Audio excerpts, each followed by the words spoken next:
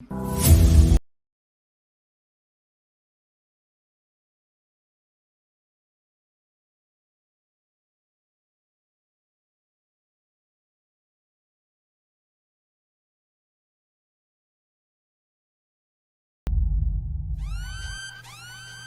to the Smoke Pit. It's Friday night, come and take a load off. Come sit in the Smoke Pit, it's time for us to show off. It's been a long week, come relaxing, get some laughs in, and let's talk about these brackets. And while we at it, tell me whose man's is this? Cause I got questions, I'm hoping you can answer it. Get ready, cause you know we gon' talk a lot of shit. It's Mac and Mac, welcome to the Smoke Pit. Hello, ladies and gentlemen, hood rats, scoop scallywags, and scallywops and all that good stuff. Y'all know what it is when it's a Friday night. We took last week off. Was going to take this week off, but we didn't want to do that to y'all. Because my man, Black, is gallivanting around New York City wearing Timbs, looking at Niagara Falls, eating buffalo wings, sharing pictures with everybody. And you know, it's cool. He can have his fun and shit. But we know we had to give y'all a good show. And I was thinking, who do I know that vibes with your boy, can make jokes, and can give me a different perspective? Because I wanted a female perspective on some shit. So I dabbled in my Rolodex of people. You know what I'm saying? I scrolled through, and I was like, nah. And then a name popped out at me. I was like, I don't know. She all the way over on the East Coast. It's going to be late. But I decided, I just shot her a message like, yo, you down? She was like, bet, right off the rip. So I would like to introduce the Smoke Pit to none other than my good friend, Denise, a.k.a. D Nice, a.k.a. the Good Sis. What is up, girl? How you doing? Hello, everybody. I'm doing good. As good as, you know, one can be in the midst of all of this that's going on in the world. Yeah. And it's tough to do that because I know some people who are losing their shit throughout all of this crazy stuff. But we here, we civil, we sane, we making it day by day. And hold on, let me share the link out and stuff. But again, I want to thank you for jumping in here. We got a good show tonight, ladies and gentlemen, but I would be out of order if I did not, first of all, welcome you all to the Smoke Pit, episode 51. Be sure to like, share, follow, be notified of all our live shenanigans every Friday, 6 Pacific, 9 Eastern. And if you're in between somewhere, you figure out what your time is. You guys should know how to do that by now, though. Big three, the OG sponsors, Plug Earbuds, gettheplugs.com, AudioSwim at audioswim.com, and Premier Element UAE. You'll get the ads throughout, no worries. And then, of course, Dat Feelin Bandcamp. For the music side of Dat Feelin, hit us up, datfeelinbandcamp.com. A lot of exclusive stuff that's not on all your streaming services. So lowest $3 a month, you can sign up for that, be able to download the music, play it anywhere without connection, all good stuff. So check them out, datfeelin.bandcamp.com. You know, we got the Patreon out there, exclusive content, ad-free podcasts, a whole lot of other stuff, giveaways, cash, prizes, all that stuff. We do giveaways on there, so check us out, patreon.com/datfeelinpodcast. And of course, merch available at Teespring. Go to teespring.com, search for Dat Feelin Podcast. You'll find the store. A lot of good stuff out there. Lots of good stuff. Now that I got that out of the way, it is almost time for us to get... Oh, wait a minute. We got my man checking in from New York. Sir, I'm not having that great of a time. Behind you. Someone was pushing me off my right and it hurt. So we just, you're on live, right? All the followers are watching me right now. Is that Ethan? Yeah. Yes, it is Ethan. Yes, there's millions of followers. I'm going live, bro. Millions. Oh yeah, I remember when I gave you 250 fans. Yes, 250 fans, and they're all watching me now because your mom is lit, right? No, you're not that lit. I'm not that lit. Bye. You're cringe. Why not let me call you cringe now? Now I'm cringe. You're cringe by calling me cringe. That means you're cringe too. Cool story, bro. Your boy got facts, man. He's spitting facts. My man.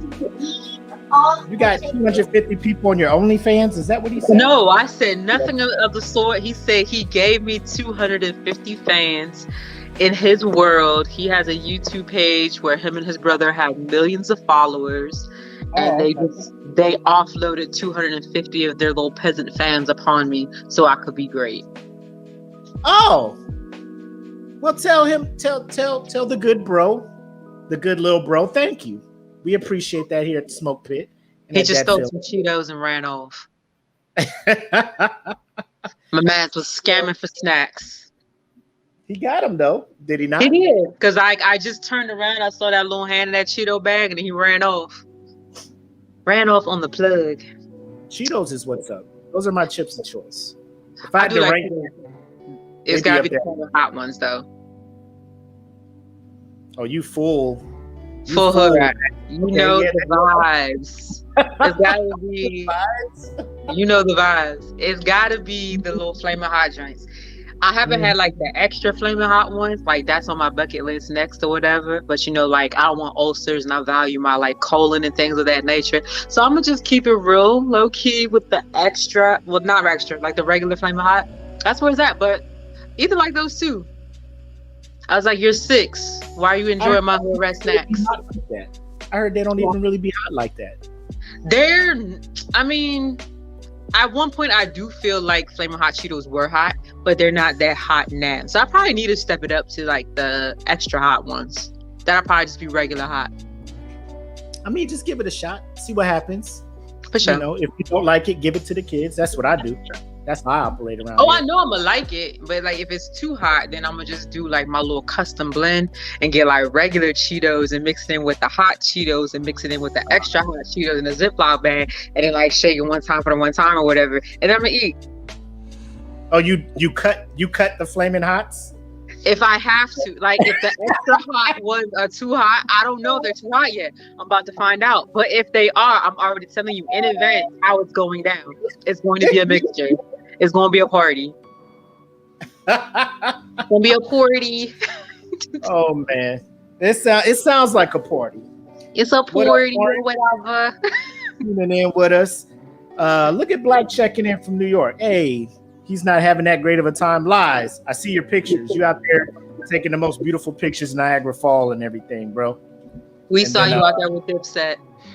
Yep. Hold down the fort because he made Sharonda Jenkins.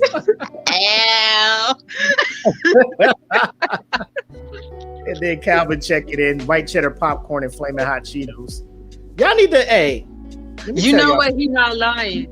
Like that white cheddar, and even with like a little regular butter popcorn mixed with flaming hot Cheetos. I went to this one movie theater and like that was like their specialty popcorn, and it was regular. I think it was like white cheddar popcorn, and they literally have flaming hot Cheetos like in the mixture, and they would scoop it out and they dump it in this fancy little bag. And I probably paid like $12 for this popcorn or whatever. It was bomb though. But then when I realized like I could definitely make this at home for like $4. And it was over. I just don't like flaming hot.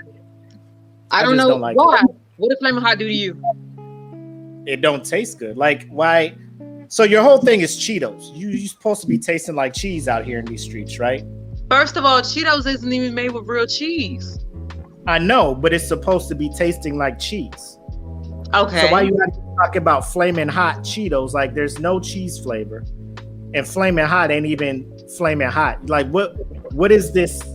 What is this that you're giving me here? And then you're like, ooh, this extra flaming hot, jalapeno hot. Like, just stop it, bro. Just give us Cheetos. Whoa, hold on, because it's not jalapeno, and there is a jalapeno cheddar Cheeto. Like that's a whole nother bag. It's the orange bag with the green writing on it. I know. I've seen them all. Apple dabbles in all flaming hots. So, like, what's the problem? It's gross. Then it causes your breath to be extra hot. around this bitch. You know what I'm saying? We doing road trips, and you picking up hot onions. You got hostages. True, but you ain't gotta say it's gross. Like that was uncalled for. It's not gross. It's not good. It's no like I get no enjoyment as I do with regular Cheetos. I'm like, these are good. Flaming Hot, I'm just like, I don't get the taste of Cheetos, and it's just. But you get the crunch. So you just there for the crunch? No, I'm there for the Flaming Hot too, and the crunch. I mean, you like what you like. I just can't fucks with it.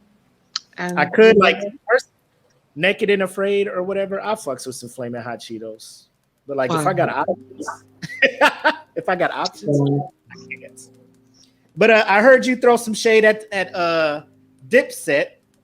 So let us talk about this. So this Tuesday. Oh my God. I don't know if you guys were aware. I know I tried to share a live stream of this, but let me tell a story. So Black is over there in New York. I get home from work probably about 6:45, 7 o'clock. This Versus is scheduled to start at 7:30 my time. So I got 30 minutes. I'm just like, bet, let me try and set some shit up. I set it up. Did you get dressed up for the occasion? Nah, I could have been, because let me tell you, I just stepped in the door and I still had my uniform on. So I could have just left the sand boots on, right, with the OCP pants, and then just like put a hoodie on or something. But again, it's 250 degrees Celsius here in Arizona. So I'm not trying to look ridiculous. You know what I'm saying? I start the stream, and like 10 minutes in, the power goes out. So now I have no AC, and it's 250 degrees Celsius outside. Okay. My modem obviously is just like, well, no broadcasting for you, my G, no internet, because you have no power. I go ahead and use the hotspot on my phone trying to stream this thing, and it looks like it's working. But then I look at the live feed, and it's like the slowest flip book. Like it's just still pictures, like a slideshow of the live happening and whatnot. I guess the audio was playing, but the video wasn't. It was a whole mess. But so the house is dark. Everybody's looking for flashlights. I'm in front of my laptop watching this versus battle, having the time of my life, because it was. I don't know if you saw the Jeezy and Gucci Mane one. I did. This was more entertaining than that one. I have no idea why. I think we'll break it down as we talk about. Know why. You know why. You know why. Because I thought Gucci and Jeezy was the most like hoodrific. Like, oh my God, this is what I come to these things to watch. Like Earth, Wind, and Fire and the Isleys. That's cool. I ain't tuning into that because I know ain't no hoodrific stuff gonna happen. Dipset and Locks, I'm here for this. Like I already know shenanigans are afoot when that happens. So if you guys have not been on Facebook since Tuesday, you have seen all of the memes showing the massacre that was that battle. I want to ask the Good Sis. One, okay, we know you saw it. What was your reactions as you were watching this thing take place? Let's start from the beginning as they were coming on stage. Okay, so let's not even go into like the beginning where they were coming on stage. Let's talk about when I first heard that this versus was going to be a thing. And I'm like, say less. Dipset all day. Like I was in love with Dipset. Dipset could never do no wrong. Cameron and these pink furs, these purple furs, like I wanted to ride shotgun in his whip with him, and I was convinced that Joel Santana and we were going to have a loving family and we were going to have kids together. Like that's how deep into this I was in love. This is why we had all his teeth, all his teeth, your original set. The original set down with the Dipset. That's okay. So we're like, okay. Now don't get me wrong. I'm Dipset all day, and even with everything that happened, like I still have love for Dipset. My mind has changed quite a bit. I won't act like the first thing that I thought about with this coming into this, like, okay, if Dipset is all coming, like, it's like when you get invited to a party and you're sort of kind of like an extrovert, but you're an introvert too. And so you're like, who all gonna be there? And that's gonna determine if you're gonna pull up or not. That's kind of how I felt like with this Dipset thing. I was like, okay, I love Dipset, but who from Dipset is about to pull up? Because there are certain members that I'm just like, yes, I'm here for this. Like, I would love to see this. And then there's some where I'm just like, oh, okay, got it. So even though I wasn't really familiar with who in Dipset was going to show up, I mean, I knew the usual suspects were going to be there, but like there were some additional members that I was expecting to see and I didn't see that. But leading up to this, I was like, Dipset all day is going to be everything. Like, I was very excited about this. And then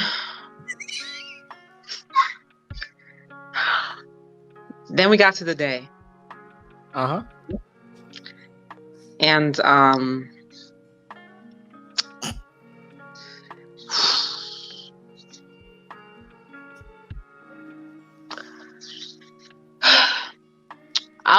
the nicest way possible, they did not live up to my expectations.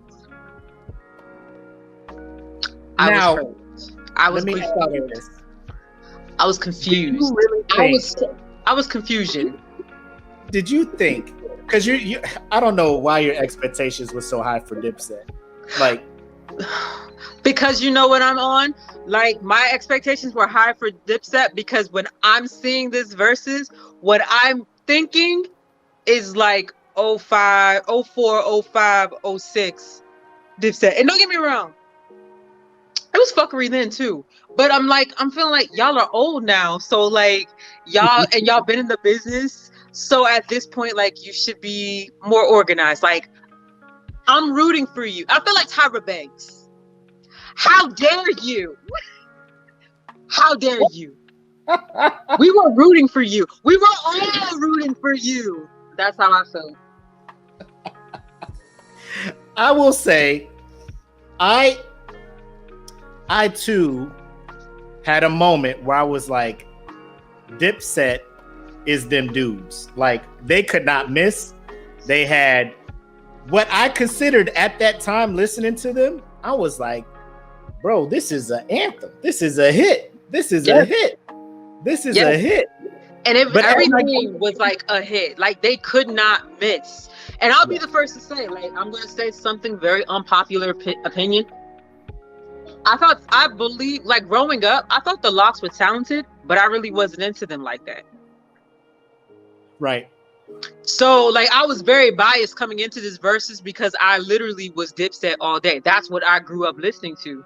Like, I was Dipset. I heard the Lox when they was on the radio or whatever, but I'm not like spinning their CDs. Like, I'm not going to a party like, yo, when you gonna put that Lox on? Like, no, I want to hear the Dipset. And that's where I think they fucked up at. If they just had a regular sound stage and they was just trying to play hits, cool. But you had like grimy New York in there. Yes. Fuck grimy lyrics. And ain't nobody in Tim's and shit really there to hear, hey ma, what's up? Let's slide. We got it on. You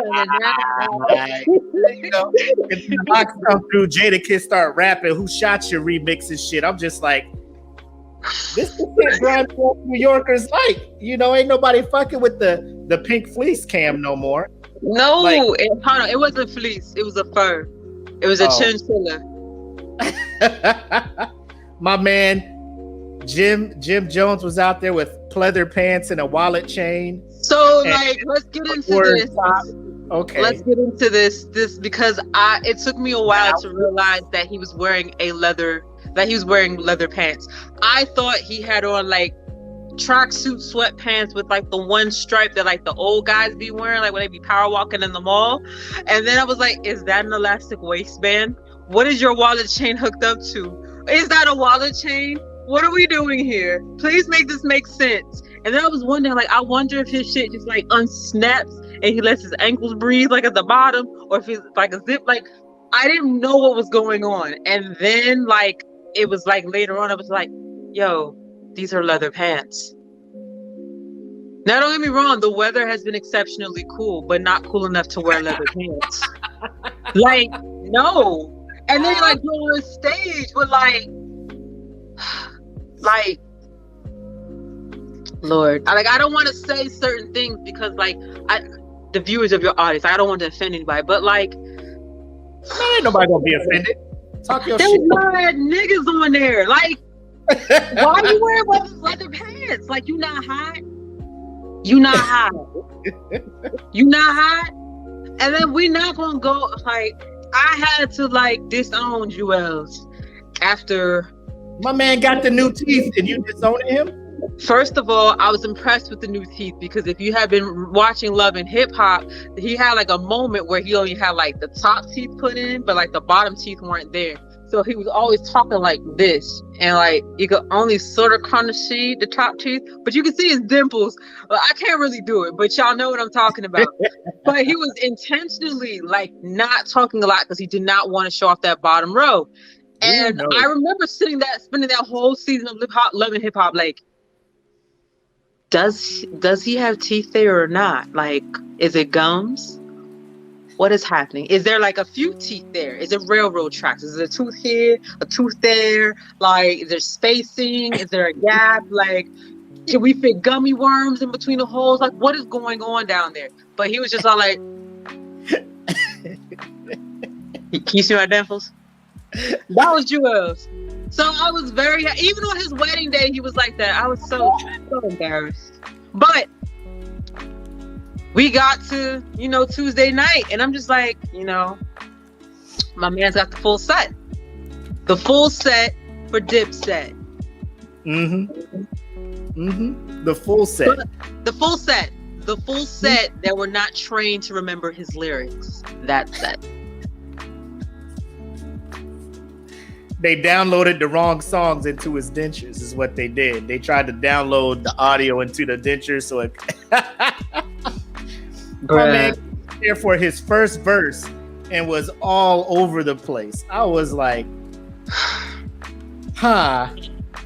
yo, like the moment they went first and that was their performance, I was like, it is going to be all downhill. Like, unless they just let Cam take over the rest of the way, and then they throw Ballin' in there, and they throw a pop champagne in there somewhere. Like, first, can I ask a question? I haven't really been fucking with Dipset a whole lot.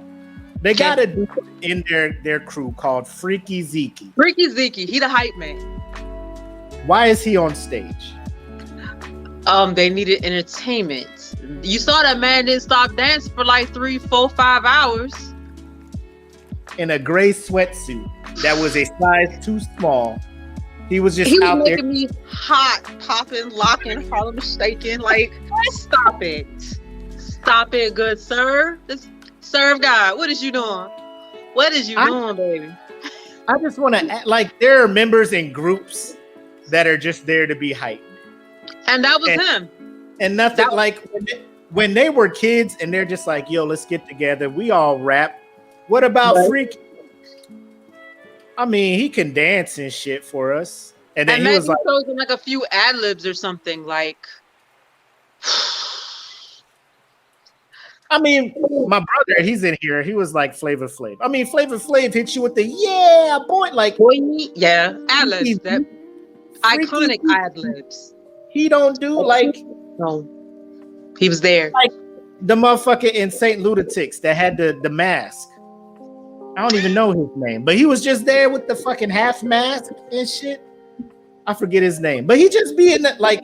I know what you're talking about. Like I can hear his voice right now. It wasn't Murphy Lee. What was his name? Here nor there. Here nor there. You look up Saint Lunatics because then they're gonna get a hit on their Instagram and think they stars again. We're just gonna let them sit where they at. Freaky was there. Like, okay, so like one of the first questions, and I was just like, all right, after a while, because like I tuned in Then I watched like all the snippets and the clips, and then I had to like rewatch. Like I want to know, because I'm still wondering if I missed it. Where was J.R. Ryder? Yes, Kiwan. That was his name. Shout out to the Pitmasters hooking us up. Thank you, Calvin. Yeah, but where was J.R. Ryder? Like, he was an integral part of Dipset because he actually could flow. He had bars.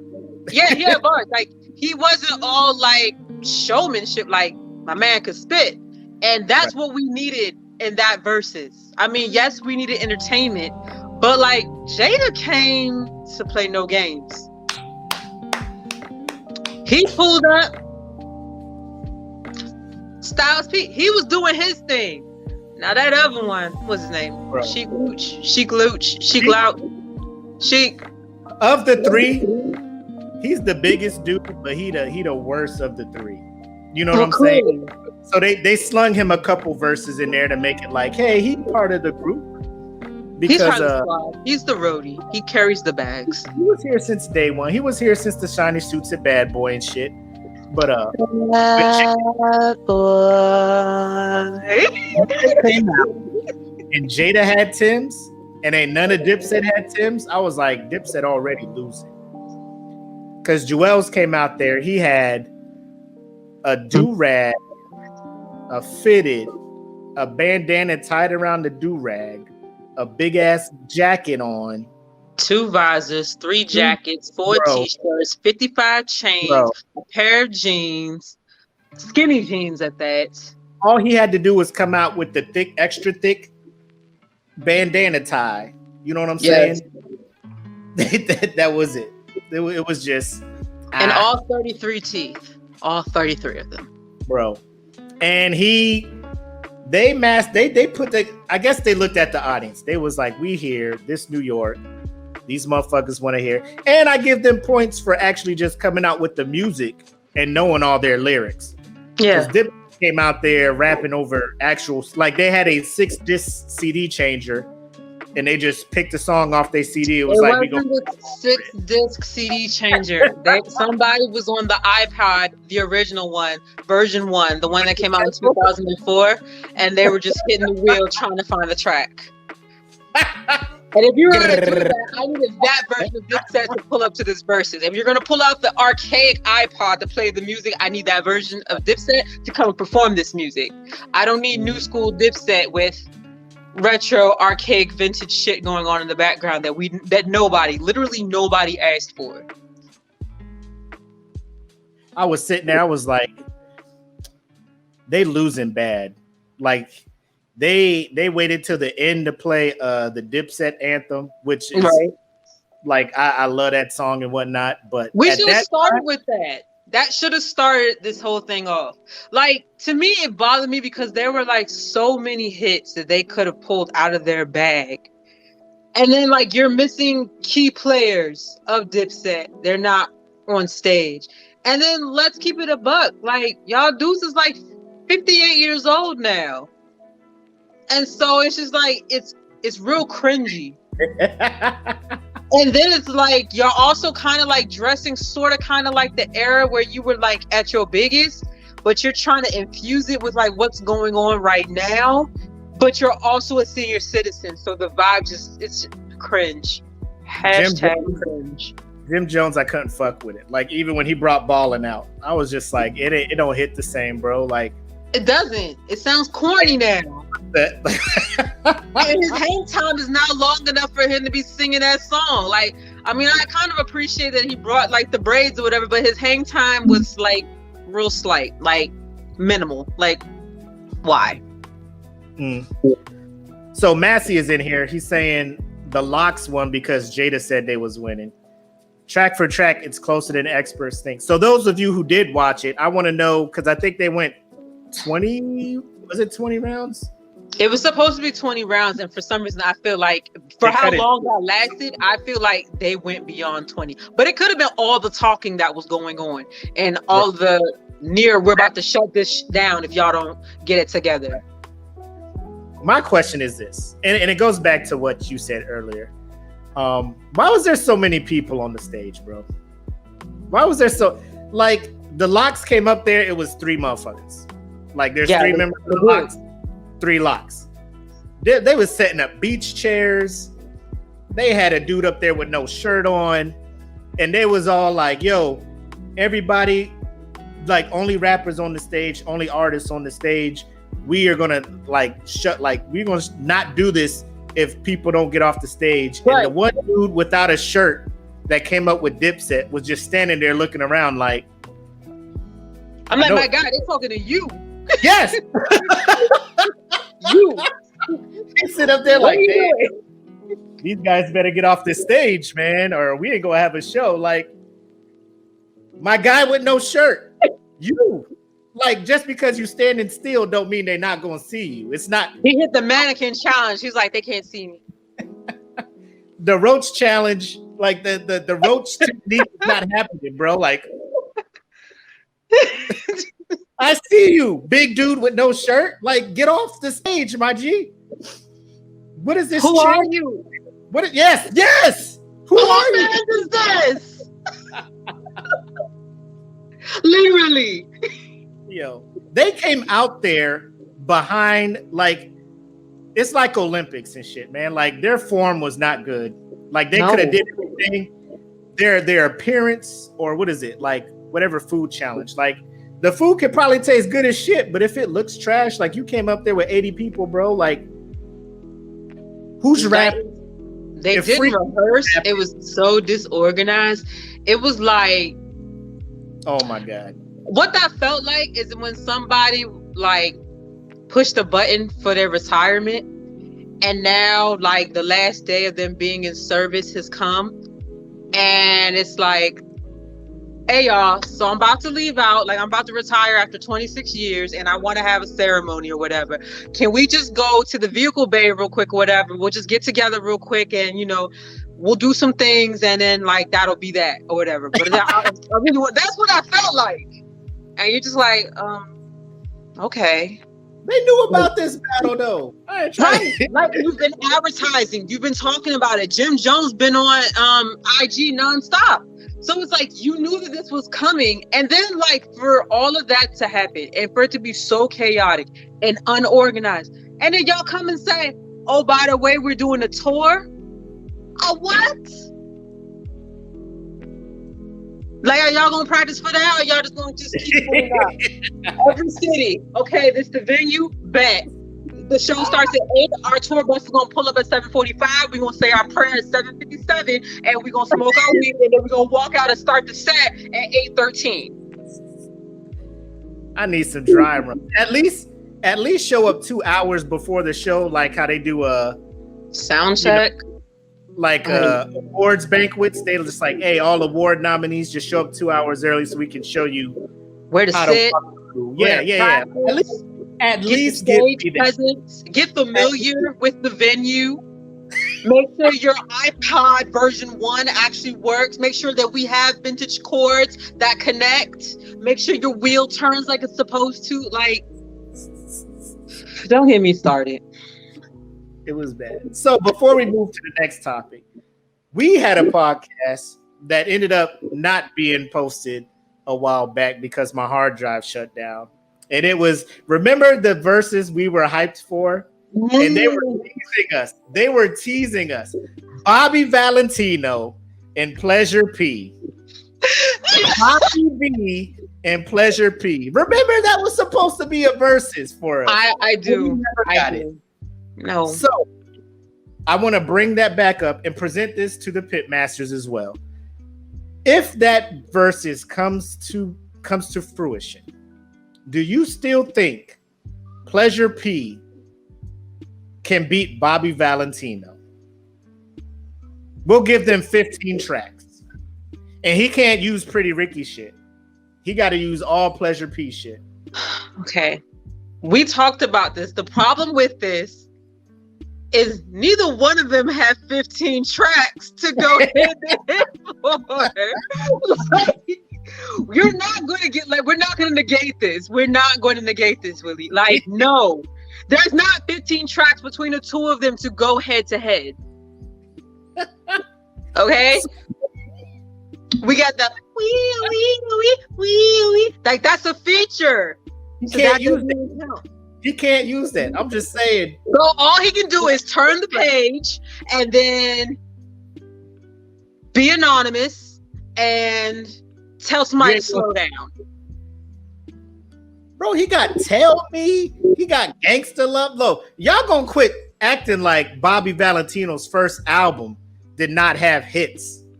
That's what y'all it probably did, but that was like 7 years ago. I don't remember the album. It was way back in the day.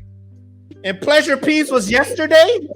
I mean, at least Pleasure P's been keeping himself relevant by going on tour, the Millennium Tour. So, like, he keeps himself relevant.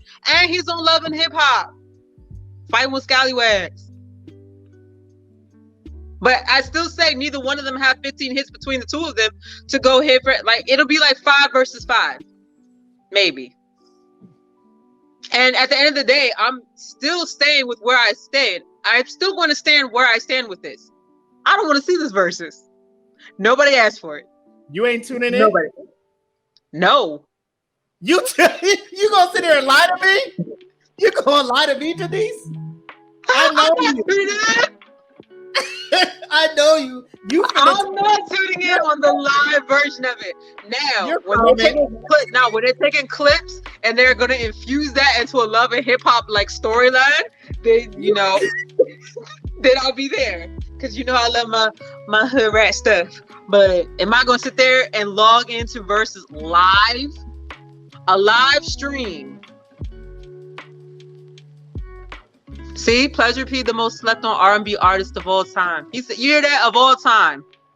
All time. They did him wrong. One person, and you gonna run to that like it was all, like you fact checked. Deontay, you got the Good Sis out here just jumping to conclusions and shit. There's not another. Jacquees is the most underrated, slept on R&B star of all. Jacquees, Queasy, Queasy ain't. Oh, y'all sleeping on Queez. Y'all don't sleep on Queez. Stop it, Queez, bro. No, stop it. You being a grade A troll right now. All I'm saying is, like, even if it sounds like I'm jumping to conclusions. Oh shit, Sammy's the most underrated. Look at this. Sammy? Sammy? It says Sammy. So you feel, but Jacquees ain't? Okay. Jacquees remixes everybody's songs. Like, Flame from 112 is the most underrated R&B singer. All right, I'm gonna stop. Because I'm losing credibility. But y'all know. Because nobody has hopped on your bandwagon for Bobby V. Like, nobody is like. Because I wasn't announcing this shit. That iconic S curl. We want to see this in the versus battle. He's 5'6". First of all, you act like Bobby V went on Millennial Tour with them as well. They hit up Bobby V.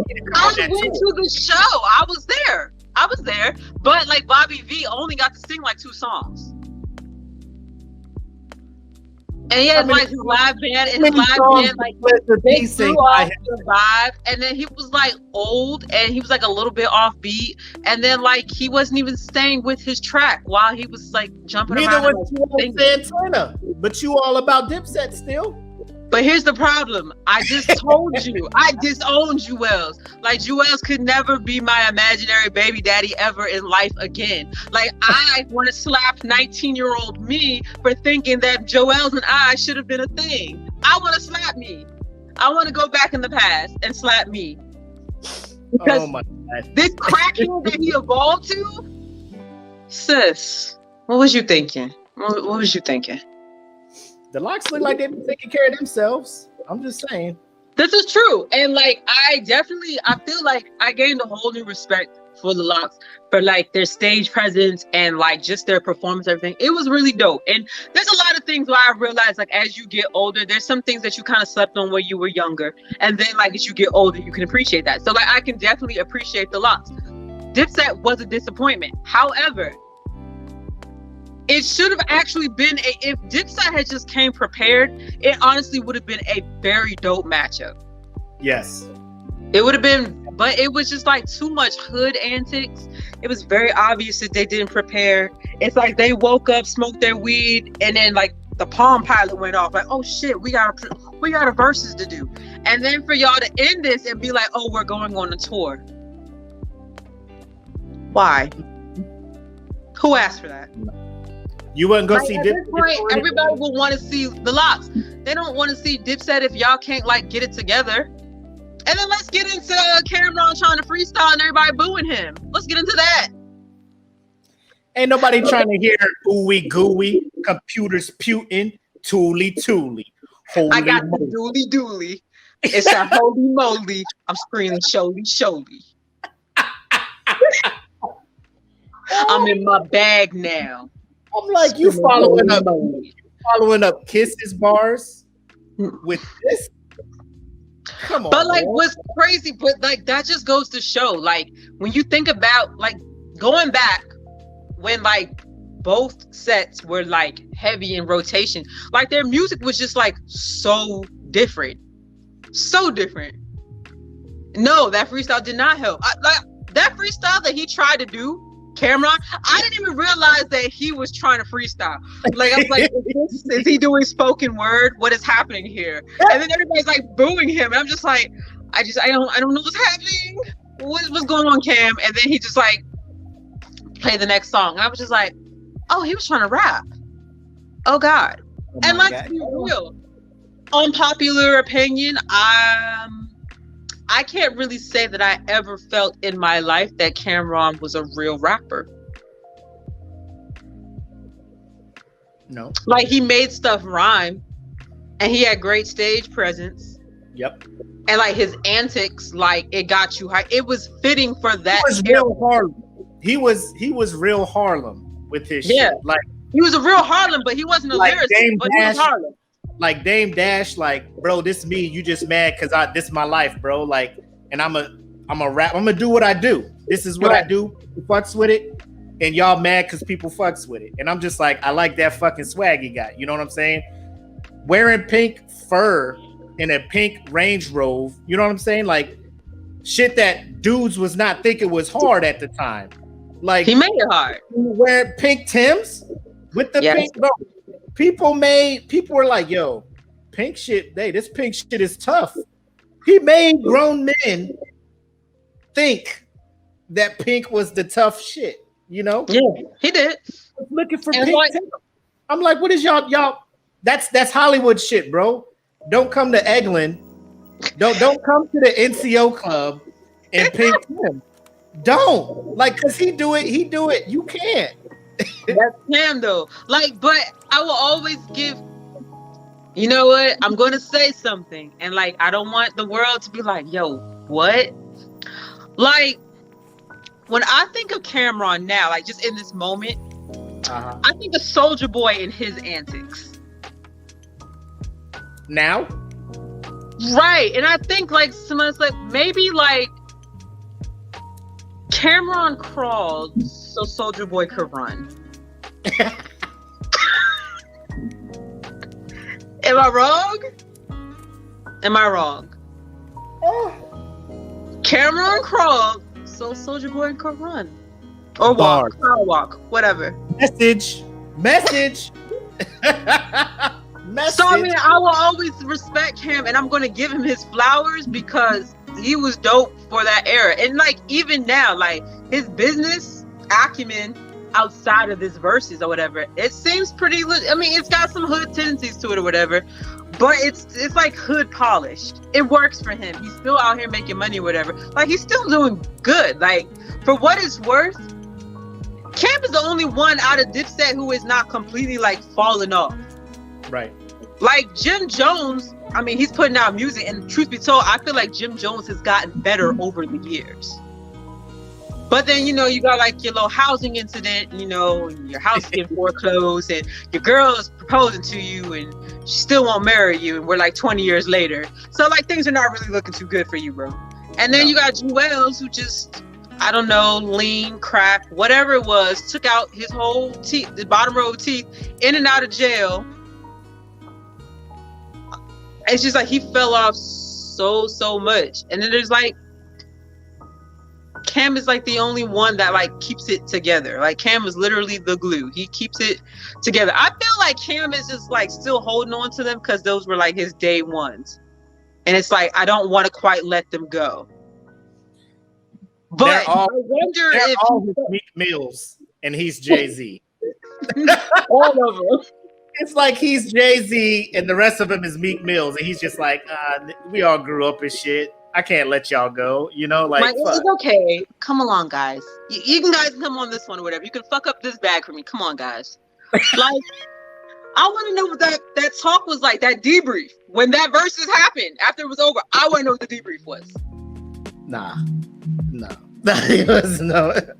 So everybody in here, like, Cam can spit all that stuff.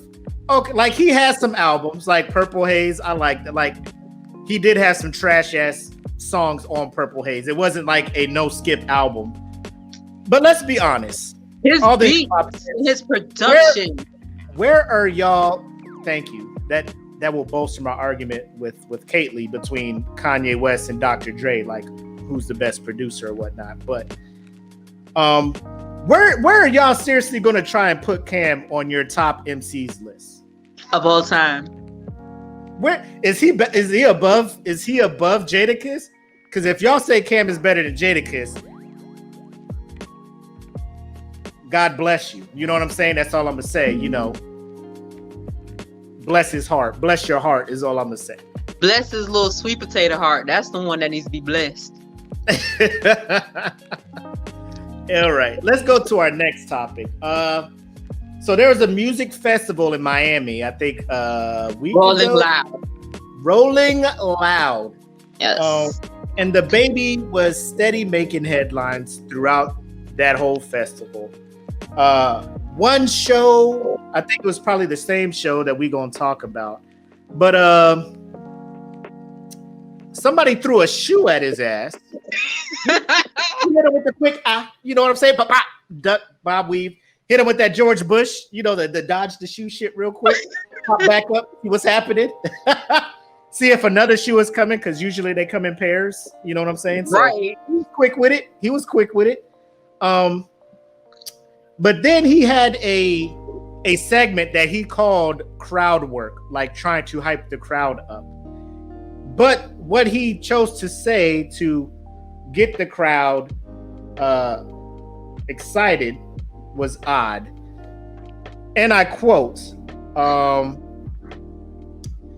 if you didn't show up today with HIV, AIDS, or any of them deadly sexually transmitted diseases that'll make you die in 2 to 3 weeks, put your cell phone lighter up.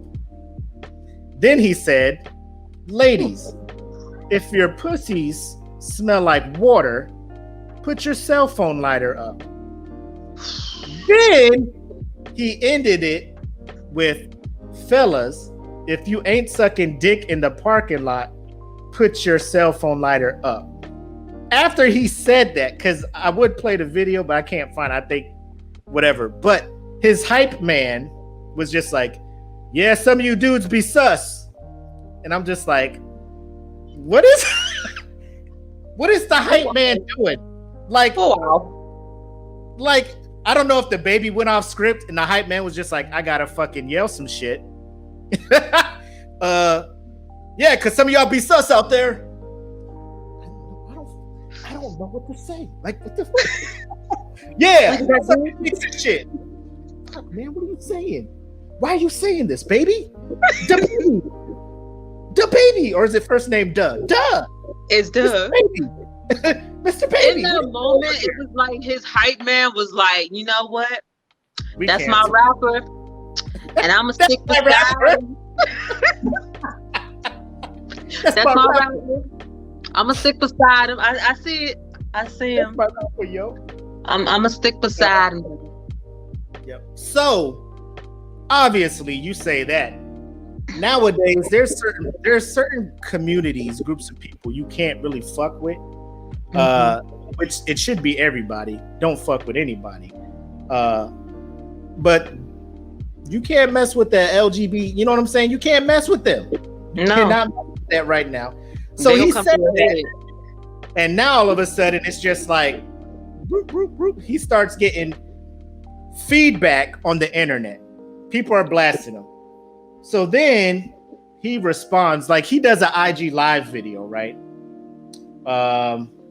First of all, let me just tell you, if you're wondering what DaBaby's real name is, it's Jonathan Lyndale Kirk. Jonathan Lyndale.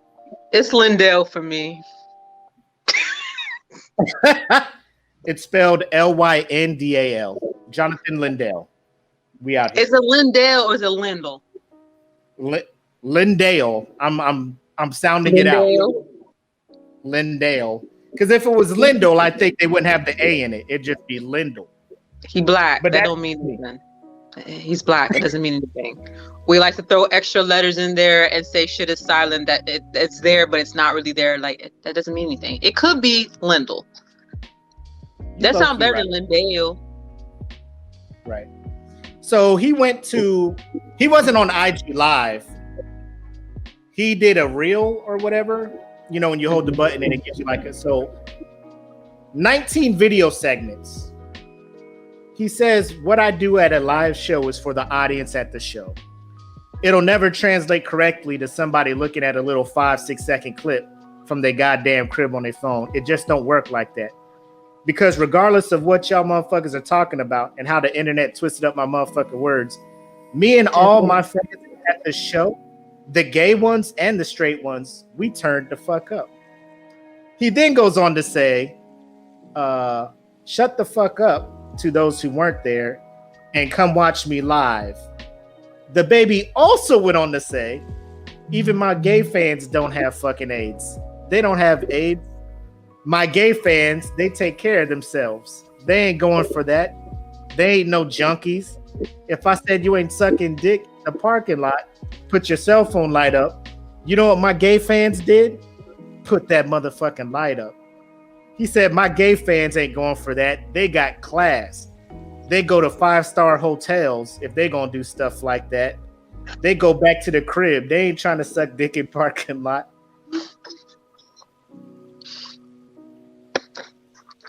So, Good Sis.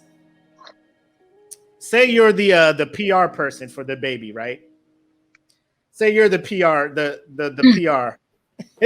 You're his publicist. He has that shit at Rolling Loud. Obviously, you're like, bro, that's not a good look. We got to do damage control. He looks you in your eye and he tells you, nah, D nice. I got it. I'll fix it tonight. I'll do a live IG thing. He goes back in his hotel room, right? Okay. And then you get a notification. DaBaby added to his stories. You're like, oh my God. And then you see him say shit like that. What you doing? I'm resigning.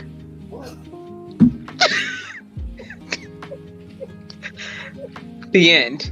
I'm resigning. Like, you can't fix stupid. You can't.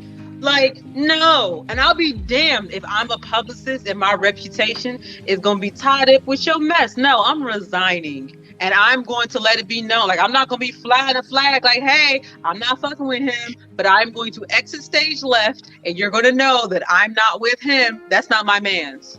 I'm not sticking beside him. Because what you're not going to do is mess up my bag. Because how do you clean that up? No, I'm saying, like, how do you clean that up? Like, so don't be wrong. Like, I saw the later tweet or whatever, and it was maybe like a couple of days later where they definitely try to really clean it up. And you're like, yo, that was definitely all his PR.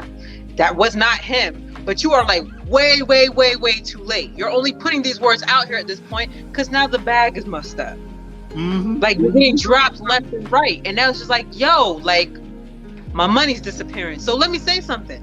But that was, no, that wasn't your energy before. It wasn't your energy that night. It wasn't your energy when you told me you were going to fix it and you even further fucked it up. No, I am resigning. I'm going to take my little PR skills and we're going elsewhere. We're going to go to somebody who has dignity and class and it's not gonna make me look like an ass. Because what I'm not trying to do is work that damn hard trying to clean up your mess. No, I quit. So the apology you're talking about, he just posted a picture of text on his IG. Yes, and that one. It says social media moves so fast that people want to demolish you before you even have the opportunity to grow, educate, and learn from your mistakes. And as a man, let me pause you right there. Okay. Did they have like a brainstorming session? Like, did they all meet up in a conference room and they sat around the round table and they're like, well, what words should we use? What choice words do we think that will really get to the viewers and make them change? It's like, what's going to pull at their heartstrings? How are we going to turn this around? Like, you had to have a serious brainstorming session when this happened. But like, why y'all wait so late? Why y'all wait till like 8 festivals have kicked your ass off the tour and now all your money gone? Like, why? Now you want to come through? Hell, even Miley Cyrus is reaching out to your ass. Talking about, I'll educate you. I'll teach you. I'll show you the way. Because she been through that shit too. Miley's been drugged before. She was like, I'll teach you how to recover from being dragged. But at the same time, Miley has been drugged, but she's recovered. But we know why she recovered.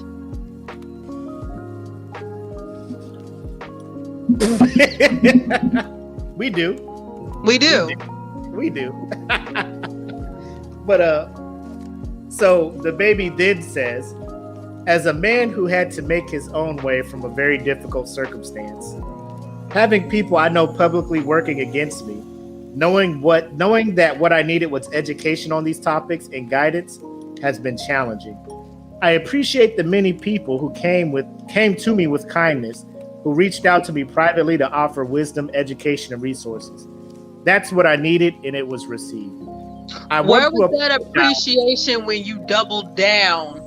Hold on. I want to apologize to the LGBTQ plus community for the hurtful and triggering comments I made. Again, I apologize for my misinformed comments about HIV/AIDS, and I know education on this is important. Love to all. God bless. DaBaby. Like, he didn't even say Lyndale. He didn't say... I mean, you can't be this serious and be like, I'm trying to really be DaBaby. Like, that just throws it off. With gratitude and love, Jonathan. That's how he should have signed it. Yes, Mr. Kirk. What I would have done, this is just me, take the I want to apologize portion, put that first, because he out here trying to make it look like he's a victim of people coming at him wrong instead of educating him. Son, like you said, Denise, this man doubled down later that night on IG saying, my gay fans, they fuck with me. They don't have AIDS and shit. Like he really was on some I said what the I said energy. And I'm just kind of like, live show and you'll understand why I said them ignorant ass things. Like, like I'm gonna go to his concert and be like, I mean, it's not that ignorant in person, you know. Like, I fucks with him now. It's cool. Like, it doesn't impact me because he's not talking about me. Like, right. I mean, let's just talk about crowd work. I've been to a few rap concerts. Mm-hmm. There's classic lines like, "Put your motherfucking hands up." If you got a $20 bill, put your hands up. True. You got a $100 bill, put your hands up. All my single ladies, put your hands up. It's not hard to get people who pay to come see you excited to see you. Yes. I don't know why he decided to. If you're not sucking dick in the parking lot, put your phone up. That's me. You're talking about me. Cause like if I'm there, I qualify like it's not me. Like, I'm good. If I'm there as a straight dude who doesn't suck dick at any locations, do I put my phone up, or is that gonna make me look bad that I'm putting my phone up? It makes you look bad because it depends on like because it depends on who else is in the audience. Because it's like, oh, so now you're down with this ignorance, and you're like, but it's not that I'm down with this ignorance. It's just that I qualify for the statement. Like, I don't stick in the parking lot, so I can raise my hand.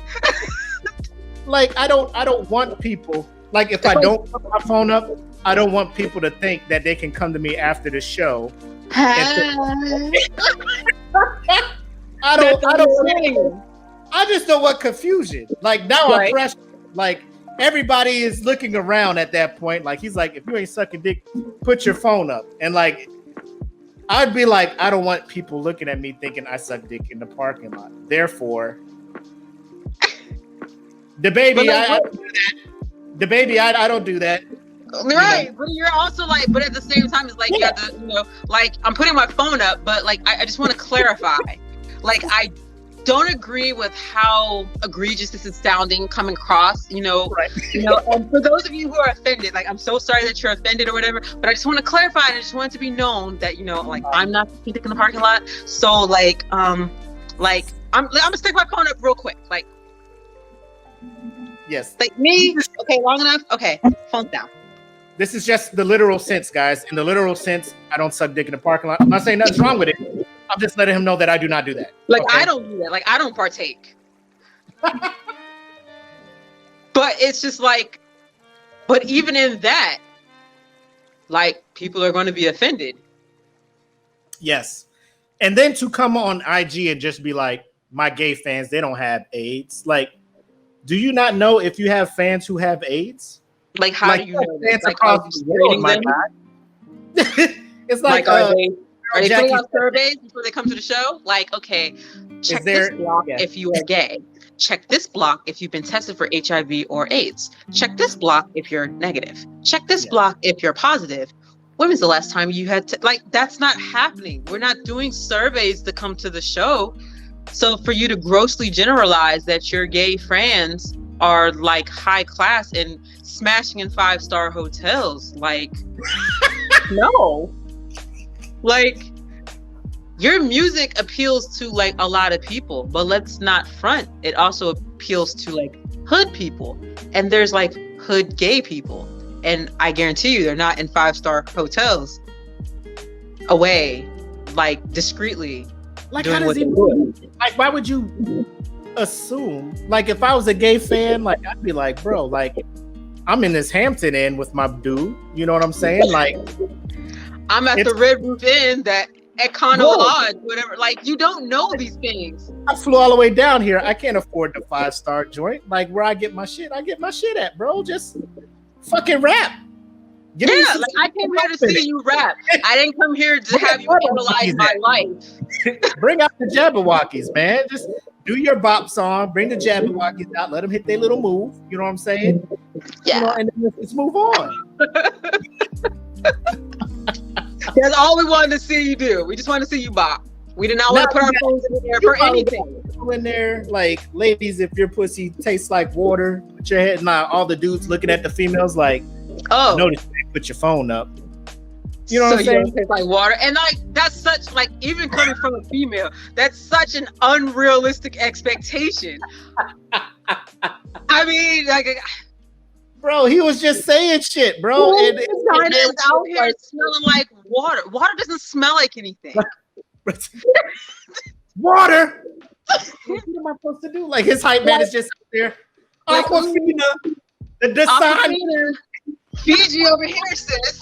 I get mine from the volcanic waters from Iceland. That's what mine smells like. Oh, mine smells like Deer Park. Mine smells like tap water. Like, nobody's saying that. Nobody's gonna admit to that. But then, like, you put them in the way. You put them girls in the way because this is like, oh gosh, bro. And then before we move on, let me just say, how outdated is this motherfucker's knowledge on AIDS and HIV? Where he's like, if you get it, you dying in 2 weeks. First of all, last time I heard people that scared of AIDS was the 80s. Where they was just like, you got AIDS? Sorry. Start your fucking start your funeral arrangements right now. Like, you know, like Magic Johnson's still here. Looking healthier than he did when he had it, or before he had it. And truth be told, like, I mean, I may not be up on the latest and greatest, but I can't think of any celebrity where it's just like, ooh, this person has AIDS. And we're like, oh shit, we gotta prepare for them to die. Like, probably because people are not just out here announcing, like, hey world, I've got AIDS. Right. We're not like in that era. There's commercials for like pharmaceuticals and stuff. There's like hella drugs. Yes, bro, all the commercials, and they tell you all the side effects and shit. Just like with all the depression pills and stuff. Like there's things you can get to help you with that, to where you're not like. And now he's like, oh, I needed that education. Like, no, that's you did. what you should have said as soon as you got off stage and was like, damn, I was caught up in the moment. I was just saying some shit. Don't like, double down. Like, I would have turned to my hype man, like, yo, hey, bro, like what I said, was that accurate? No. Oh. My bad. Hey guys, my bad. So I just want to rewind and let's just go back in time real quick. And yeah. So I didn't mean what I said. Like, I mean, I said what I said, but I didn't mean what I said. Let's just pretend I didn't say it. That would have been a good time to do that, but like you did it. And then you doubled down. Like, nah, I said what I said. And then all of these left and right, they're just like, canceled. DaBaby will not be performing in our lineup. We're going to replace him. DaBaby will not be performing in our lineup. We're going to cancel him. DaBaby will not be performing in our lineup. We're going to cancel him. Like, one of the shows that I'm going to in Vegas in November, it's called Day in Vegas. It's a 3-day music festival. DaBaby was on opening night. Kendrick Lamar is the headliner, and DaBaby was like one of the second headliners or whatever for the show. And he's been replaced with Roddy Ricch. And I was just like, damn. Not that I was disappointed, because I mean, it's not like I was going to this festival to see DaBaby, but I would have bopped with him and shit or whatever had he not said what he said. Now I can't even bop with him. I can't even bop with you. You out here fucking up the bag. But then but I also want to like touch in slightly and like just have the audience like weigh in. Wrong is wrong, absolutely 1000%. Yep. But are we going to sit here and not act like these festivals are not capitalizing on what it is that he did wrong? Because for every last one of them to be like, we don't stand by this, we don't support this, we don't support this, we don't support this, we don't support this. I mean, I get it, it's politics. Because like, if you're just kind of like, well, I mean, he didn't do that shit at our show or whatever, then everybody's gonna look at you sideways like, oh, you support him? And I say everybody, but I say that very loosely, because how many people are really going to be thinking like that? Right. Was there enough people up in arms, is that angered, is that upset to warrant this snowball that he's pretty much formed for himself? Now, don't get me wrong. What he said was very offensive. Absolutely. Mm-hmm. A different time. If it wasn't now, with how like in tune I feel like everybody is now, and like how much people analyze the words that come out of people's mouths, and like people are thinking more so than they did back then or whatever. Like if he said some shit like that back in like in the 90s or whatever, like it would have flew. Hell, if he said that shit back in like 2015, it probably still would have flew. Like he wouldn't have been canceled. But in 21, it's a little bit different. He's definitely getting canceled. But I'm not going to sit here and act like I don't think that these music festivals aren't capitalizing off of that. And it was like almost like on some clout type shit or whatever. It's like one festival did it. It's like, okay, now all of a sudden everybody's like, well, we don't stand by this. We don't stand by this. And we don't stand by this. And we don't stand by this. And it's just like, if this hadn't been blown up and reached the masses via social media the way that it did, would all of y'all been canceling him for what he'd said? You know what? Here, this is what I got from it. If he had said that while a beat was playing, it'd be no problem. But the fact that he said that off the top of his head, like acapella, yeah, because DMX has been saying rapping homophobic shit for years, and motherfuckers rocking with him. Rappers nowadays will say some shit talking about, you know, homophobic type shit, but because it's part of the song, it's all good. Right. Now you see that without a beat in between songs, and now people are just like, wait, is that how he really feels? because everybody looks at the song like you just rapping that shit because it's what's hot. But now there's no song playing and you speaking off the top of your head. You're just like, huh? Is that how you feel?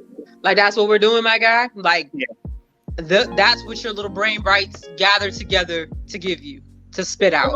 This man has done numerous live shows and has never said some shit like that because this shit would have been everywhere. So I'm like, what was it about Rolling Loud? I would have rather him said some ignorant shit about COVID. Yes. Like, at least you would have still had your bag. Like, everybody wouldn't have been canceling you. I mean, people are still going to feel away, but like, you really went places. You went places and it wasn't even a relevant place to go. Mm-hmm. Like, we're in a day and age where women are not running around trying to have their vagina smell like water. They know it's a self-cleaning organ. It's going to do what it does. The doctors tell us not to douche and not to put like all kinds of fancy soaps and things up there or whatever. As a man who has announced, like DaBaby has been on notice of having sexual relations with women. So we know that you know it is my water. Like, he has to know that that's not a thing. It's not a thing. No, that's not a thing. So for him to say that, it's like, what? And then like, it's 2021. Who is out here just advertising to the world there's sucking dicks in the parking lot? I feel like that was a thing like in the 80s, maybe the 90s. I'm pretty sure that still happens. Caught in like some sketchy like alleyways or whatever. But like, that's not even relevant. It's not a relevant activity that people are just out here doing. It's not. I'm sure have HIV or AIDS are doing. I'm not saying they're not. I'm just saying, like, the way he said it, like, why is that the thing you grab to say? Where did that come from? Yeah. And then for you to be like, oh, if you don't got HIV or AIDS and you ain't about to die, or some STD that's going to kill you in 2 to 3 weeks, my guy, nothing kills you in 2 to 3 weeks now. Nothing. There's pills for everything. Yeah, like, you went places. I have to wonder, like, was he high? Like, maybe he was on shrooms. Like, under the influence of some shit. Under what? I mean, it was Rolling Loud. Like, what kind of loud did he smoke before he got on stage? This man has been high on stage. Like, this man is out here doing shows. And I've seen him get the crowd hyped by having not to say anything. Standard. Put your motherfucking hands up. DaBaby comes out. Bop starts playing. The crowd is. DaBaby comes out. Whatever, baby. Like, I don't fuck with DaBaby all like that. Bop's the only song I really fucks with that he got. But he come out to whatever, the joint where he was dressed as the mailman, slinging fucking letters all over the place, and that they fuck with that shit. People will be like, oh, it's DaBaby. I'm just like, he's cool. I just know he beat up that one rapper in the mall, and he has the bop. That's all I know. But he reached for stereotypes from the 80s to get the crowd hype. Like, think about it. If I'm going to put it in perspective, like, the type of people that were at Rolling Loud, some of them were not even alive when these stereotypes that he just threw out there arbitrarily were a thing. Like, think about that. They weren't even alive. Like, they were just, swimming along, whatever they were doing. They weren't here in the human form. They're just chilling. They're just chilling somewhere over the rainbow. But like that was just like, it was so ignorant. And then to double down on it. So it's just like, all right, cool. You're cool with fucking up your bag. Me, publicist, I'm out. Yep. But now you're getting canceled. And so now you're all the, thank you for all the kind words and people reaching out and being like, dude, you went to school just like we went to school. And even when we went to school, and DaBaby's not as old as us. DaBaby is younger. Like, he's probably in his 20s. I think he's like in his 20s. He's a baby. So I know that you went through school when they were teaching you that this shit that you just threw out there arbitrarily is not a thing. Like, I know that. I know in your health class that they told you the vagina does not smell like water. I know that. I know it. I know it. I just, it's one of those things where I'm like, I don't want people to just be like cancel culture, because all it is companies are making what they feel to be the smart move to protect their profits. It's not like the people are not canceling him. Yeah, it's the corporation. The corporations are like, bro, you are fucking this shit up because people are upset with you. And if they're upset with you, they probably won't come to our shows and our festivals. And that's fucking up the company's bag. Right. So we respectfully, people always be mad. People are so fucking this, that, and the third. I'm just like, if something was to fuck with your money and you can stop it from fucking with your money, you're going to stop it from fucking with your money. Very true. And nobody's going to look at you and you're going to sit there and defend it like it's my fucking money. I don't want to lose it for no reason. So that's my whole thing on cancel culture. People are like, oh, these snowflakes are canceling people. No, businesses are like, we don't want to lose money. It's a money business. But I also have to wonder, like, playing devil's advocate, how many of these festivals were going to lose money just because DaBaby was on the lineup? He's one of hundreds of artists that's scheduled to be at these festivals, and it's not like he's not even the headliner. I mean, it was, I can understand from a business aspect why they made the moves that they made or whatever. It's all corporate, it's financial. But if we're not riding the wave of like, because they're doing it and we don't want to look some type of way, like we support this, so we're going to take a very drastic stand. Like, do you do that for everybody? Is everybody getting the same canceled energy? Are we just out here picking and choosing? I think it's like, and we'll move to the next joint. But I feel like when the Black Lives Matter movement was going on and all these companies changed their profile pictures and was doing all this other stuff, and it was just like, we gotta make it seem like we care. Yeah. So nobody can look at us and be like, you don't care. You know what I'm saying? So it's like, we got to do some shit. And I think all these festivals, like when they come back around next year, DaBaby will be on their shit. But it's too hot right now to put him on that shit. You know what I'm saying? Yeah, I mean, he's done. He's done for the rest of 2021. Like, I feel like anything that he was scheduled to be on at this point, he's done for the rest of this year. I mean, but he allegedly got a little baby on the way with that little Danny Lay girl or whatever. So he could just sit down, focus on being a father, regroup, get educated, go get some. Huh? Is that because she just be all on her Instagram posting these maternity pictures, which, I mean, you're beautiful and all that, but I'm just like, I know you're pregnant. You posted this picture yesterday. They were together, and so like that's a cancel culture deal too. So long story short, like, she was on the internet kind of like verbally sparring with his first child's mother. And then she made an ignorant song called Yellow Bone Is What He Wants, referring to the DaBaby.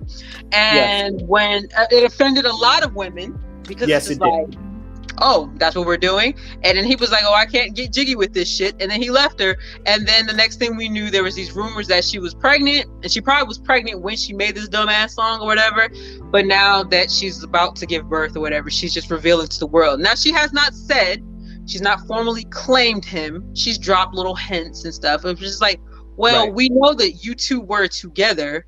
And all of the rumors about you being pregnant started to surface like right after he just distanced himself from you. And so my thing is like this: if Mr. DaBaby, Jonathan Lyndale, whatever you want to call yourself, if you had enough common sense and wherewithal to distance yourself from your girlfriend because she made an ignorant statement and you did not want that to be a reflection of you, so you distanced and you actually broke off that whole entire relationship, what made you just get up on stage and just throw a whole bunch of arbitrary fallacies on stage from the 80s That to an loud? audience at Rolling Loud, who probably wasn't even alive when half the shit that you were throwing out there was considered to be a fake. Like, are we just picking and choosing when we got sense? Obviously not. But I am willing to see how long people are just like, I can't fuck with DaBaby. Because like I said, I really don't fucks with his music. I don't really follow him too much. Like, I'm not an old head, but there's a certain line where I just stopped following rappers and artists. Yeah. And he's on the other side of that shit. So I hope everything turns out. I hope he really learns and grows from this and becomes, you know, a better person all around. Or he just... Lyndale just needs to focus on being a dad. He needs to be a father. All right. Jonathan Lyndale, I wish you the best. If you want to come on the Smoke Pit, clear the air, you're more than welcome. DaBaby, you're a friend of the podcast. Stop by anytime. We'd love to have you on. Support your kids, my brother. I have questions for you, Lyndale, but go on. Okay. Right. And then finally, as you know, the Olympics are going on. The first week is in the bag. I think closing ceremonies is tonight or tomorrow or whatnot. So Olympics are over. Biggest headline while I was on leave last week is world famous gymnast, probably the best gymnast of all time, Simone Biles, all 4'10", 9 of her, whatever she is, decided to bow out of the team competition for her last couple of vaults or whatnot, because she did one vault, landed kind of wrong, and was just like, I'm not in the right mindset to do this. I don't want to do this. And the minute she said that, all of America, which probably 99.99% of them cannot do the shit that she does, called her a quitter. Let's just round that up to 100%. Okay, because I mean, her, so I can't say, and there's probably some gymnast out there who is undiscovered yet, who is practicing her shit and will probably be able to do some of the tricks she's doing. So I'm gonna just leave that now. I'm gonna just leave the possibility, because the gymnast that's doing that is probably not telling her she quit because they know how dangerous that shit is, right? Right. But the outcry of America saying that this woman quit, she should have quit or bowed out of the Olympics in the first place because she cost us a gold medal. I do appreciate her teammates on the U.S. team saying we back her and support her, and that us not winning a gold is not a priority out here. Her health is. And everybody's just like, that is 100% a priority. Like, there's this one dude, I don't want to give him any shine, but he had a video and he has like a following of people who agree with the shit he says, as far as when you're on Team USA, your number one priority is to bring a gold back to the United States. That is what you owe us. You definitely owe us that for going there, representing, wearing the red, white, and blue. You 100% owe us this. You guys are entitled and all this other stuff. And he starts getting into this younger generation snowflake type stuff. And I'm just like, you talk about entitled, my guy. You sound very entitled, thinking that because they're over there, these 14, 15, young 20, you know what I'm saying? These kids are over there. Literally kids. Projecting the pressure as you sit on your couch and watch these people flip and end up being in a position to where they can become paralyzed. She says her mind's not in it. She doesn't want to flip and do 8 backflips and 2 twists in the air with her mind is not right, because that's not safe. And you big, like, what is it like? You would rather her potentially injure herself chasing a gold medal. For you. That's for you. Not yours. That's sitting not on your couch. In Cheeto. Really? He looked like the type to eat flaming hot Cheetos too. Don't lump him in. He eats them non-brand Cheetos. but the cheese doodles. That's what he be eating. But the mindset of people like that, to where they elevate, because I think who's the tennis player that also bowed out of Naomi Osaka. Yes. She was just like, bro, I'm not in it. I'm not into it. I'm gonna just sit out these things. I'm gonna sit these tournaments out and get my mind right. She just quit. She can't handle the pressure. She this, that, and the third. What are you doing out there? Sponsors are paying you to go. Like, the sponsors are backing Naomi. Like, Nike was just like, Naomi, do what you need to do. Get your mind right. Right. World Tennis Association, get your mind right. Come back, because the game ain't the same without you. Right. Random ass fans who are just watching the shit. You owe us. We pay money to watch you. We tune in. The ratings, and bro, they don't owe you shit. Like, I don't know why people just don't understand. You're not owed anything. You're not. And for me, my question a lot of times when I hear stuff like this is like, do you have the same energy for yourself? For whatever your employment is, whatever it is that you choose to do day in and day out, however it is that you're bringing home money, supporting your family. If you need to take a knee, are you letting other people say, you can't take a knee? We need you here. Everything's going to fall apart if you're not here. Meanwhile, if I am here and my head's not into it, depending on what it is that my job is or whatever, might injure myself. I might end up in jail. We might be in jail. Like, team effort. We, Team USA, we're going to jail together. Because, like, I'm messing up the money. Like, do you have that same energy? And it's like, you probably don't. But it's okay for you to have this because somebody's on a higher pedestal and they're like a superstar. Mm-hmm. I don't know. I in a world where right now where we are starting to put priority on taking our mental health seriously, the last thing that I would expect is for people to gang up on somebody for noticing that something is not right and they're taking a knee and they're taking a step back to try to get themselves together. Like, you should be applauding that. Yes. Because you, like, I'm sure there are people who are telling you to do the same, like whatever your occupation may be. And, you know, some people are like, okay, you know what, maybe I'm going to take a knee. Some people are like, no, I'm strong in this. I can, like, keep pushing, like, I'm good or whatever. I don't need to do that. Whatever the case may be. But you should applaud people for recognizing that things are not good and taking a stand to try to fix it before things get worse. But you're so entitled from your couch with these cheese puffs. Talking about you owe us. No the fuck I don't. You can kiss my ass. The end. Like, you get your big ass out here flipping and going the vault. The biggest point that they were trying to make is she should have known that she had mental health issues prior to the Olympics.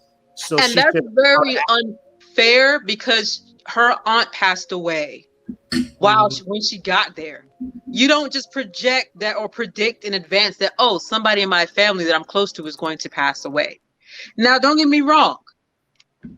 There were other things that led up to her mental health being or whatever. I feel like the passing of her aunt was probably the straw that broke the camel's back.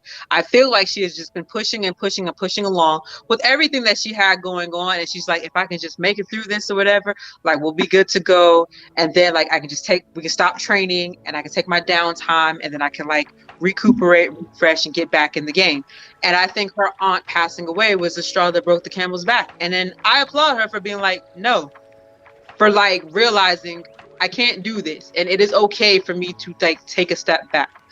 I'm almost 35 years old and I struggle with being able to take a knee and, like, take a step back and just reevaluate things and, like, putting too much into things. And it's just very, very important to, like, take your mental health seriously. We spent so many years and decades where we neglect that type of thing or whatever. I'm proud of this generation for, like, taking a stand.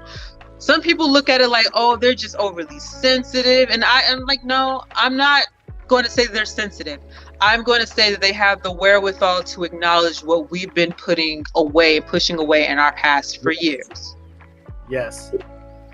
Yeah, and I was having that conversation with my dad because he found out about it, and he was on the so you're telling me you're all the way there. Competition started. You mess up on the vote, and now I'm just like, nobody just picks and chooses when mental health just it just hits you. It'll be something that just triggers you, and you can't control those triggers. Chances are, like you said, she was fighting through it because she felt the pressure.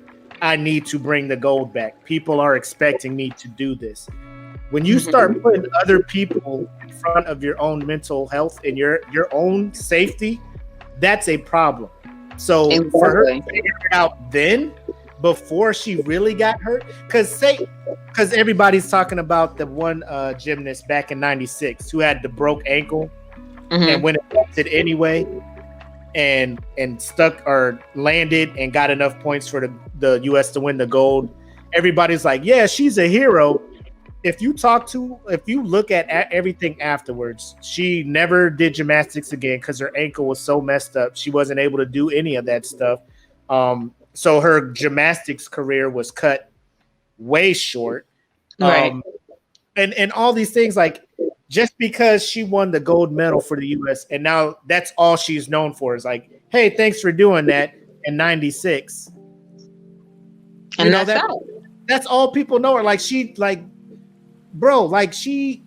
Simone has the rest of her life to think about sponsorships, endorsements, possibly being a coach, all this other stuff. Like, she don't have time to worry about what other people think. And all these athletes, anybody who is watching this or listening to this, take care of yourself. You know what I'm saying? Don't let other people put pressure on you to do stuff if you know you're not in the right mindset to do it. You know what I'm saying? Take care of yourself, because they're not going to be there to take care of you when you fall. They're not going to be there. They literally can't take that injury or that pain and absorb it themselves away from you, so you don't have to deal with it because they put that pressure on you or whatever. All they're going to be able to offer you is condolences or, oh, my bad, I'm sorry I pushed you that far. Yes. And what are those simple words going to do for you when your whole life has now been altered or changed? Right. Because that mistake probably cost that gymnast in '96 possible millions and endorsements and future Olympics and world championships and all this other stuff, because she just wanted to win a gold for the country. And that blind patient there's another story similar, but I believe the gymnast, she was from Russia. She got injured or whatever, and I can't remember. I think it had to deal with the Olympics. I don't remember the year, but the pictures were super fuzzy, so probably the 80s or whatever. And they pressured her to get out there, and it's just suck it up. You got to get us a medal for our country or whatever. And she went out there. She did something. She landed horribly, but she ended up paralyzing herself, and she died. Oh, damn! Short. Now I won't say shortly after, but by age 43, 48 or whatever, she passed. Complications from the injury. Probably. And her coach was pushing her or whatever. And it's just when that happens, you got all this pressure, oh, you need to get back out there or whatever. The team's counting on you. You need to get this medal. And we're we're talking about my life. Mm-hmm. And these young girls, they get scared and just okay. And they absorb all this pressure. And again, when they injure themselves or they get hurt or something happens or whatever, all these people who are putting pressure on them, you can't absorb that pain for them. You cannot take that pain away from them. All it would have been is, ooh, all the way here from the mirror. Exactly. Oh, that's so bad. That's terrible. She shouldn't have done that. If she knew, she shouldn't have. She should have just bowed out. Exactly. But if something were to happen to Simone, she should have bowed out. Yep. But because she's I'll gamble. I'll take this risk. I'm going to bow out now where I'm in good health and still be able to do something later on instead of risking ending it all right here. Now, like, you have this sense of entitlement. Ooh, child. These people here in America, I just can't. It's I don't know, because I'm 40 and I feel like I'm an outlier in 40 because I see stuff like that. I'm like, bet. I see progression being made. I see people like, hey, I identify as this. I want to be called a she and not a he. I'm like, cool. I will call you she, her, whatever. Because it's not changing my life. It's not doing anything to me. And it makes this person feel better. Okay. Here come everybody else. You were born with a penis. I'm not calling you that. What is it? What is you calling her? How does that hurt you? How is that impact with your life right now, bro? Like, what does that do for you specifically? Like, how is this affecting you that you just feel like I've got to go out of my way to just not? Like, does it cost you any money? Are we taking money from you for this? Mm-mm. And that's why people look at me like, man, this generation nowadays, they just don't. I'm just like, so what the fuck? Like, what do you mean? Like, don't act like participation trophies have not been a thing since the fucking 80s. Because I remember we had the president's physical whatever challenge or whatever when I was in elementary school, and there was a first, second, third, and then everybody else got participation ribbons. So I mean, it's like everybody got some shit. So it's not like that's why America is so soft now, because everybody gets a trophy and shit. I'm just like, I don't think that's why it's soft. I think it's you're mad that all the stereotypes and stuff that y'all were raised up on, people ain't buying it no more. Like, yeah. It is what it is now. And all you can focus on really is your life, what you can control. If somebody else wants to be called her or identify as this, that, and you can call them that and be on your way, carry on your day, do it. Why is it such a big deal? Older, what are they called? Boomers? I don't even know if I'm that. No, you're not a boomer. You're like an elder millennial. I'm like an elder millennial because I think it's like 79, 80 because I was born in 80. But I'm looking at this shit and I'm just like, so what? Motherfuckers don't know how to hunt. I mean, it's not. Y'all acting like y'all are men of the woods and of the earth. Y'all are out there with high-powered fucking caliber bows and guns. Like, if you was out there with a knife jumping out of a tree, killing a bear, then yeah, I'd be like, well, fuck it. You bout that life. Right. But I don't know how to hunt. That doesn't make me less of a man, but some people look at it that way. I don't know why. If you don't like sports, oh, you're not a real man. Why the fuck not? You just don't like sports. Right. What the fuck? Oh, you like music and not sports? You're gay. These are literal conversations that I've had with people, talking to people at the same table. What's your favorite team? Oh, I don't have one. You don't like sports? What's wrong with you? I'm into music. I have guitars and stuff. That's gay. Is it? Is it gay? Everybody who plays music is gay? Like, what is wrong with you? It's obviously not, but that's just, to me, people being hung up on traditional gender roles. And it's time to expand that. Like, what you grew up and what you knew to be true as a gender role is no longer like the norm. It's time for you to just accept that. But that's a different conversation, and it's very difficult for people to do because, like, you're going to take me down a rabbit hole. There's so many things that I could talk about when it comes to this. But what it boils down to is just like traditional gender roles that people came up on, and now we're evolving, and they're not ready to evolve with the changing of the times. I agree. Hey, Caitlin, you still watching? Black, let's when you get back, or when because I'm TDY next week too.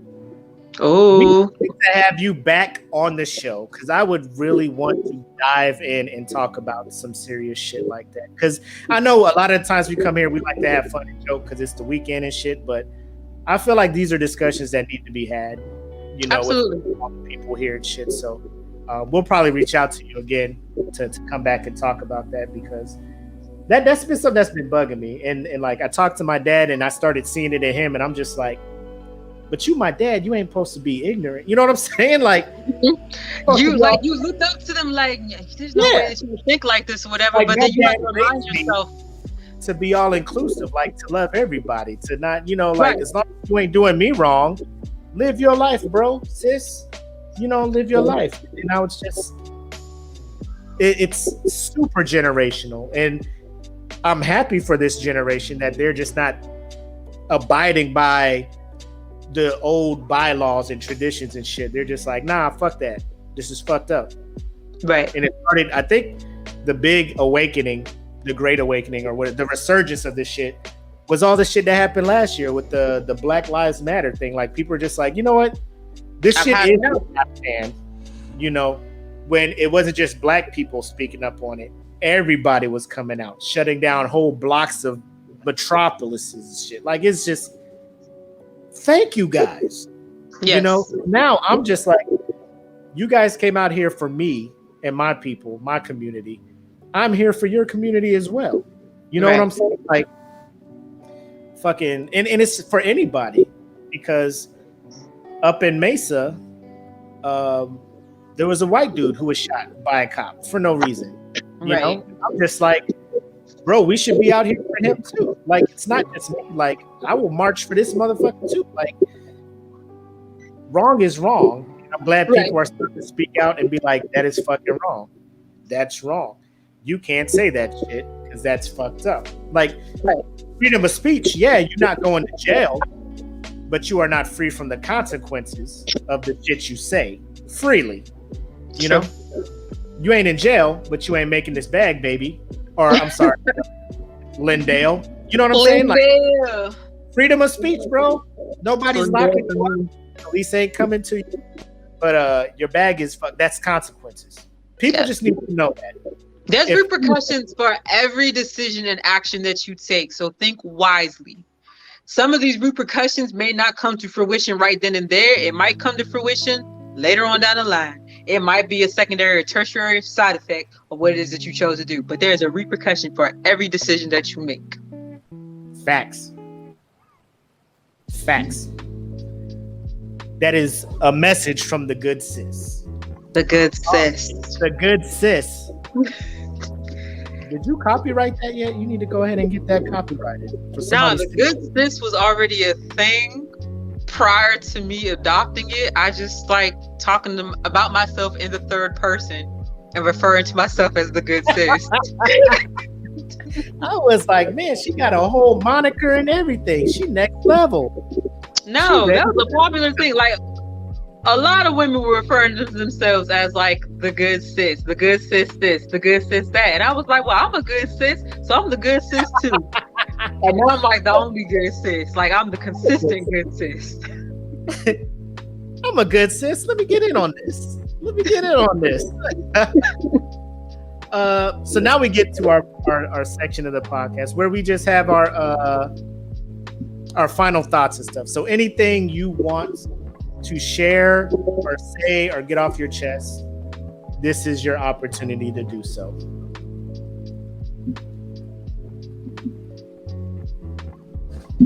You don't have nothing? Oh, I know this is like the viewers, or this is me. So I appreciate the opportunity to be able to come on the show. I had a lot of fun. Thank you for reliving my trauma of Dipset and Jewels just being erased from my life.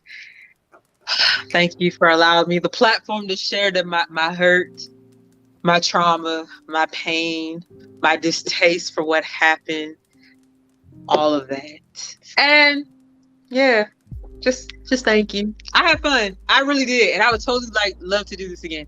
Whether it's a serious topic or like something not serious, like the Verses from Hell, that will never happen. Bro, if that happens, you know, if that happens, we gotta do a live watch. We're not. It's not going to happen. We are. Bobby V is out here hanging out in hot tubs on like season 10 of Love and Hip Hop. He's too busy. He's booked and busy right now. What's Pleasure P doing? Is he not on Love and Hip Hop? Pleasure P should be on tour, the Millennium Tour. It's back up right now. I think it's going, or it should have started, or is about to start. So he about to be out there with Pretty Ricky. Although maybe not, because all of Pretty Ricky I don't think can go on tour, because there was Baby Blue Woe. He was the one that I think is getting hemmed up and going to jail for like PPP scammer loans or something like that. So maybe the whole squad not gonna be out there. It ain't the same without Baby Blue. It ain't the same without Baby Blue. It's not. But Marcus can do his thing. He gonna rap both verses. Marcus is gonna sing off of his own album.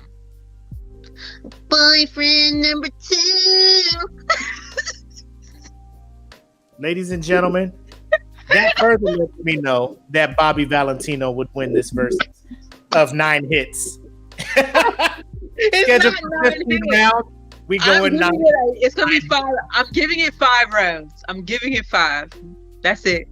Bobby got mixtapes out there. Okay, and bangers on these things, boy. Like, Bangers you on know these this. You're acknowledging this. I don't see anybody else in the world acknowledging this. Nobody. Absolutely nobody. Then there's Willie. Willie. Brag about Bobby V. He's got bangers. Hey, we don't have to brag about Bobby. Bobby's his work will speak for itself when he get in these verses. Are you following him on Instagram? I am not. You sure? I'm 100%. The last time I looked him up, we had that discussion. That was last year. Yeah, and they were going back and forth trying to promote the verses. Mm-hmm. And he had them fucking gold fangs in his mouth with that werewolf type fur on in the heat. And I was just like, oh, Bobby. Oh, what's that, King of the Hill? Bobby? God damn it, Bobby. You out here looking like a fool after I defended you for the whole podcast, my dude. Embarrassing. Nah.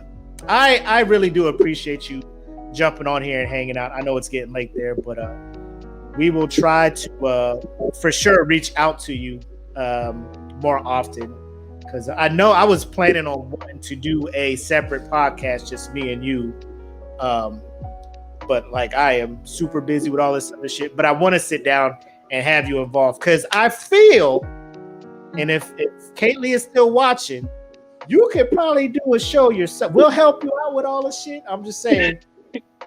Because if y'all don't know about story time with the Good Sis, oh gosh, that is a whole nother segment we could be doing. Story time with the Good Sis is a thing y'all need to hear. I'm gonna have PowerPoint presentations with pictures to go along. You know the vibes, like, cause you know it's like pics or it didn't happen, bro. At this point, I believe everything you say. The shit that happens to me. I believe everything you tell me, because you'd be like, look up this dude's shit. And I was like, my imagination could not even have imagined the shit that you be saying. So it is a wonderful time. Hilarious. Fun for the whole, maybe not the whole family. No, not the whole family. Not even PG-13. This last one was not at all. Grown 18 plus, bro. 18 and up. But they're good stories. So we will most definitely be reaching out to you and trying to figure something out. But that is all we got for episode 51 of the Smoke Pit. I have been the homie Mac Boy, joined by my good friend Denise, aka D Nice, aka the Good Sis.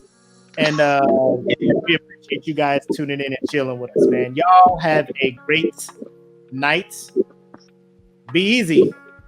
And enjoy your weekend, because I got work tomorrow. It's drill weekend. Yay. She's in the guard, so don't feel bad for her. But I'm full-time in the guard. Like, I'm not a weekend warrior. Like, I wanted to clarify that. She's still guard, don't feel bad. She don't deploy, guys, so she's fine. Don't worry about it. No, I'm at one of the most deployable wings in the United States. She don't be going nowhere, guys. Oh, I do. Enjoy your weekend, guys. Stop playing. You a hater. You a hater. Y'all take care. Peace. Good night. Welcome to the Smoke Pit. It's Friday night, come and take a load off. Come sit in the Smoke Pit, it's time for us to show off. It's been a long week, come relaxing, get some laughs in, and let's talk about these brackets. And while we at it, tell me whose mans is this? Cause I got questions, I'm hoping you can answer it. Get ready, cause you know we gon' talk a lot of shit. It's Mac and Mac, welcome to the Smoke Pit.